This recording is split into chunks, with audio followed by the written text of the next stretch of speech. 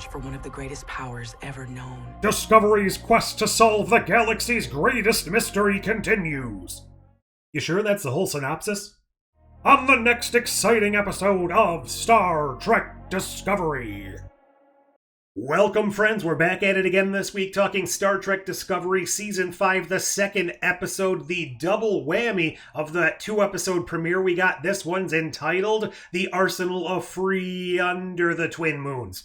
But before we get into that, there will be spoilers ahead. You've been warned. Let's crack on with it. So I know I just made a joke about this episode, kind of rehashing the Arsenal of Freedom from TNG. I don't think that was a mistake. It seems like they are purposely going out of their way in this season particularly to make a lot of allusions, callback references, homages, whatever you want to call it, to TNG specifically, but based on the trailers it looks like they're going to be pulling some things in from other Trek. Like I said in my last episode review, I do believe that this episode kind of just hit the ground running as far as our characters and our storyline, and that kind of continues here, but we do take a bit of a step back. So while the first episode just kind of got right to the point, it set up the stakes for the season. It set up this mystery by actually revealing what the mystery is instead of making us wait for the interminable length of the season to finally give us those answers. And by the time we get those answers, are they even going to make any sense or matter to us?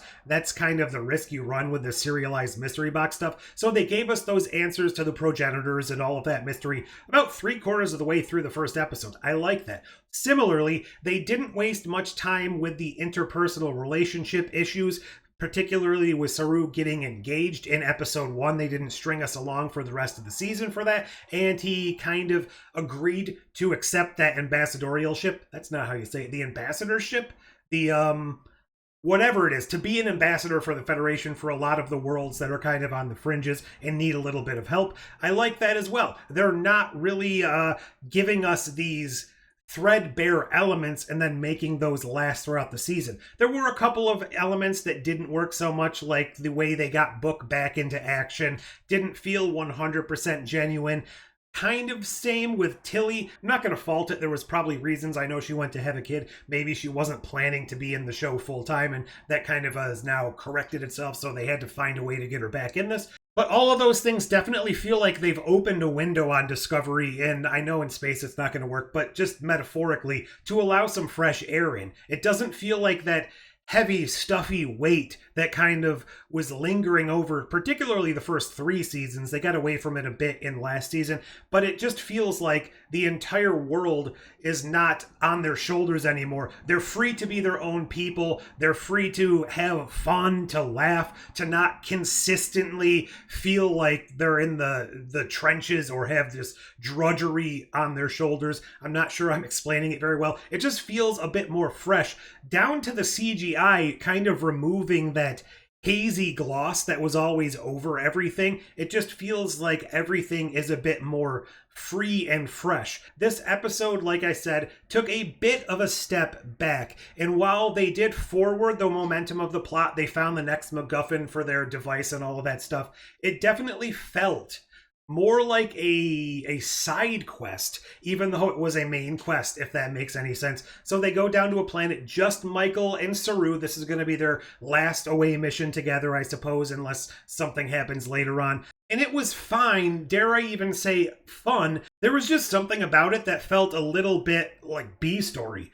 The other main storylines with Captain Raynor getting, I was going to say demoted, but that's not really what happened. He was kicked out of the service force to take an early retirement for the actions taken in the last episode. I would like to respectfully remind the board that Captain Raynor's actions did not cause the avalanche. No, but he seems to have inspired Maul and Locke. So while I appreciate what they're trying to do with his character, and I appreciate how they went about it and did it, I don't have a problem with any of that.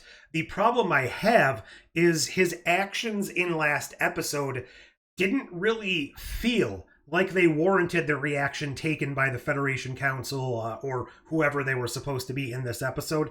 I just wish there was a little bit more of an executable reason for him to have fallen on the sword here, I guess. That's not really probably the right phrase. Just maybe had he actually taken the shot, destroyed the bomb itself, and he was the actual reason for the avalanche, or something he did actively got people killed for the course of the mission, something that would cause some concern that maybe his decisions are questionable, more so than just he took a fairly questionable decision and then the enemies decided to replicate it and they caused the problem. I just wish there was more of a concrete, okay, he was in the wrong, he made a choice, he endangered or killed people, and we need to pull back on him. I've seen a lot of complaints that people don't really appreciate the fact that he's taking a backseat role now, filling in as the executive officer, the first officer on the Discovery under Michael Burnham.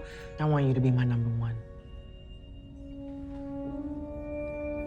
I'm of two minds on this. Since I haven't seen any of the future episodes, I don't know how it's going to play out. I have to imagine their friction and their interaction is going to be great, but whether or not he's actually given his own agency or he's constantly forced to take a backseat to Michael, that's probably going to be the make or break of this relationship. I have to think that it's going to go well. He's going to be a good character. He's going to be able to get in his own sort of personality, his own way sometimes, and his path to redemption is kind of going to mirror, at least to some extent, the way Michael was redeemed throughout the seasons. Even though there were tremendously extenuating circumstances that'll never apply to any other officer in Starfleet ever, especially the time jump, the Red Angel, all of this just wacky shenanigan stuff going on. And I did appreciate the transition from wartime to peacetime kind of thing we've seen in Star Trek before a little bit, particularly with, what was his name? Was it Maxwell, the captain that Chief O'Brien served under, and that whole Cardassian problem? We saw the same thing when the Maquis and the Cardassian thing was breaking out in DS9.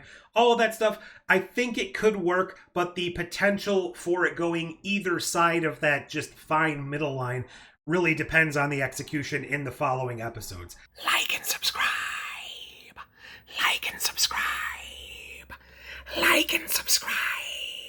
And the third real storyline going on here was the book figuring out that Locke and Maul were couriers, this advanced sort of thrill-seeking couriers. I didn't mind that. It gave a little bit more credence to him being here. But when we find out that Maul is this related to him in some manner character. Her name is Malene. She's the daughter of my mentor, Cleveland Booker IV.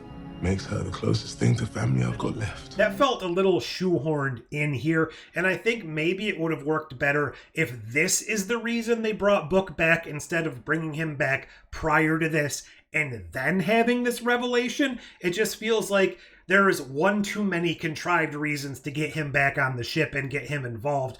One of them would have sufficed to kind of double down and give him two grand reasons to be involved in this storyline. Just felt a little bit more like you could see the writers putting that in there as opposed to it being an organic link to everything going on. We didn't see much more of Kovich in this episode at all. I don't think we saw any of him. We didn't really follow up on Fred at all. What's going on with that? Is his body just sitting down there? Are they going to reactivate him? Is he going to be a main character? I have to imagine they're doing more with him after that brief introduction. He seems very important, and it seems like having an android, I know they're calling him a synth, he's specifically looking like Data on purpose. I'm going to go with android because that just feels more genuine. Speaking of which, I know I praised them giving him the Adam Soong serial number in the last episode. Upon further reflection, I kind of think it would have felt a little bit better if they had given him like an NS for Noonien Soong. They were using his model android. Don't hate it either way, I just kind of think that would have been nice, specifically since they're just piling on the TNG references. So we're going to Beta Z and Trill. Now, I don't know if we're actually going to see Beta Z because that's where Locke and Maul are going on the Fool's Errand. We're going to Trill. I have to imagine that's where we're going to see Gray again, who is apparently not a main character this season. So whether or not that's just going to be a one episode one-off, obviously there's going to be some Adira stuff going on there as well. Who's to say how that will all play out? Whether or not we're going to continuously be hopping around to prior TNG episodes or prior TNG related things, I kind of feel like that's what we're doing. In the trailer I haven't broken down yet, I definitely saw some allusions to or direct connections to other episodes, so I think that's really how they're going to do it. We've already seen some actual footage from TNG, Picard specifically, and the Romulans from the chase. Are we going to see Jonathan Frakes as Riker in here at some point? I have to imagine we will, because if he is not shown, that means this will be the first Star Trek series to conclude since the 70s, apparently, without Jonathan Frakes being some form of Riker in them. And I say since the 70s because he wasn't obviously in TOS or the animated series, but he was starting in 87 forward. So the animated series was in the 70s. In the 80s was TNG, so that's why I said from the 70s. I don't know why I needed to explain that, but there you have it. I did.